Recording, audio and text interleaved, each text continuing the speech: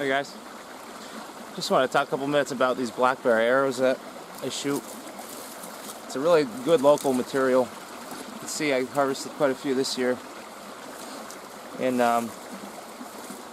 what I like about these is it's incredibly lightweight, but rigid enough to support being an arrow.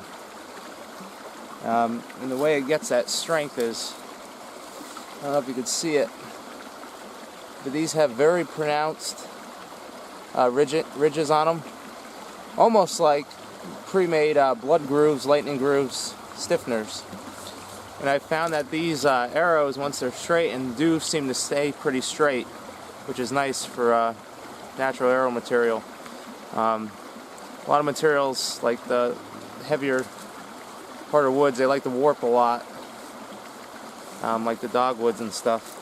It's not something I typically use. A lot of times I'm using honeysuckle or blackberry. I use some swamp bushes and stuff. This is a piece of honeysuckle. Blackberry is a little different because as opposed to like a regular hardwood arrow, you could reduce the diameter of this to reduce spine.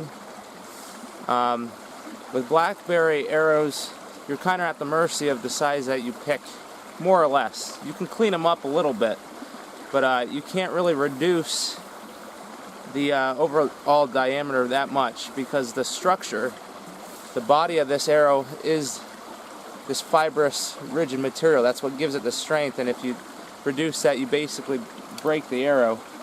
Here's a piece of the ridging. You can see this is a fibrous material with a foam pithy core. It's almost like a primitive fiberglass.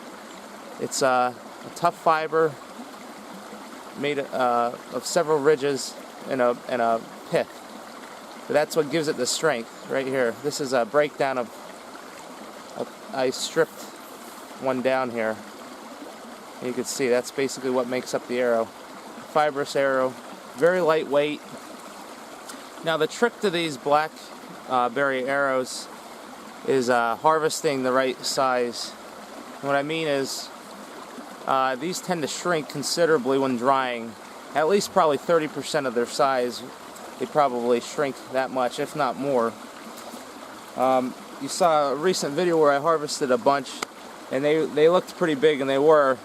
And since then they've shrunk down quite a bit. Of course, some of these are still too big.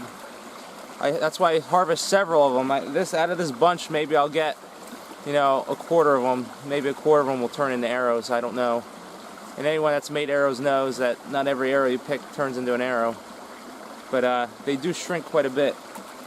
Here's a couple good examples of relative finished size that you're looking at here. Now I'll size these accordingly when I'm going to make them. But see, these are pretty straight. I season them. I straighten them as they season. But this is pretty typical. And of course, the camera's not going to really show. But these tend to be slightly bigger diameter than your average arrow. But they're lightweight enough where they don't really seem to cause any problems. Actually, they shoot really well. But in some upcoming videos, you'll see me actually turn a couple of these into finished arrows, so you can see how they perform and how I work them.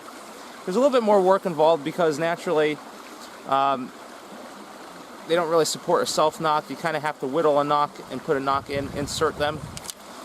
And these are already set up for fore-shafts. If you shoot a fore-shaft, it's a pith, and it reams out really easy. And these are actually really set up for fore-shaft. They work really well. It's a lightweight, rigid material. If you get the right one, it's rigid, flexible, lightweight. It has a good snap, which is what you're looking for in an arrow. And they're set up for fore-shafts, or you can do other types of tips on them, but they do favor fore-shafts. So that's a little bit it. I just wanted to talk about a few things. So I had some questions about these. It's not really a common arrow. It's not something you hear a lot about, but I think they make excellent arrows. Of course, cane seems to be like the standard when it comes to speed and performance because they're so lightweight and rigid. And for my area, this is a really good alternative because they're really quick, really fast, have a really good snap to them as far as, responding from the paradox, and just a really cool material. It's a unique material. You work this material a little bit different than your average arrow, like I said, but they perform really well, and you'll see that in some upcoming videos. So if you have any more questions, let me know, but I wanted to talk a little bit about that. So thanks for watching. Take care.